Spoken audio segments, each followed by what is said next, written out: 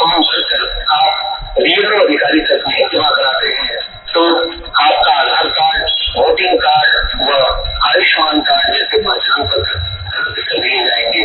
इसलिए यह voting card बनाना अति आवश्यक है। अगर आप वोटिंग कार्ड नहीं जमाते हैं तो आपका सभी सरकारी योजनाओं से नाम हट जाएगा। સુરતમાં હાલ ચાલી રહેલી એસઆઈઆરની કામગીરી વચ્ચે લિંબાયત વિસ્તારમાં બોગસ પ્રચાર જોવા મળ્યો હતો। રિક્ષામાં અજાણ્યા દ્વારા લાઉડસ્પીકર સાથે ખોટી માહિતી આપી લોકોમાં ડર ઊભો કરાયો હતો।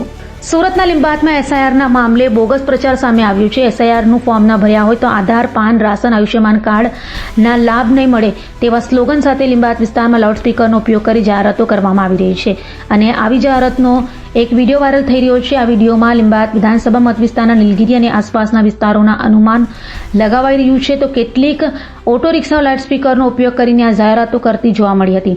ઓટો રિક્ષાઓ પર કોઈ પણ પક્ષ, સંગઠન કે જૂથનું નામ અથવા બેનર કે ધ્વજ ન હતો। હાલ તો ઘટનાને લઈ હવે તપાસ શરૂ કરાઈ હોવાનું સામે આવ્યું છે।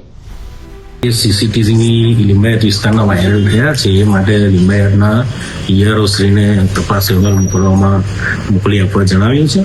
ખાસ કરીને જે સીસીટીવીમાં રેશન કાર્ડ, આયુષ્યમાન કાર્ડ જેવા કાર્ડ લાભાર્થીઓ માટેના કાર્ડના લાભ મળતા બંધ થઈ જશે એનું જણાવે છે, પણ એવું કોઈ ચૂંટણી પંચ દ્વારા એવી કોઈ સૂચના આપવામાં આવેલ નથી।